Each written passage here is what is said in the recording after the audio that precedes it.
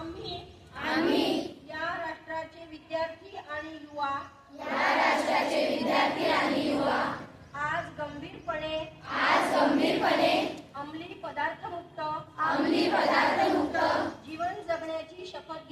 जीवन जगण्याची शपथ घेतो आम्ही स्वतःला आपल्या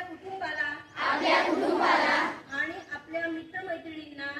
आपल्या मित्रमैत्रिणींना कोणत्याही प्रकारच्या अंमली पदार्थांच्या व्यसनापासून दूर ठेवण्याचे वचन देतो आमच्या परिसरात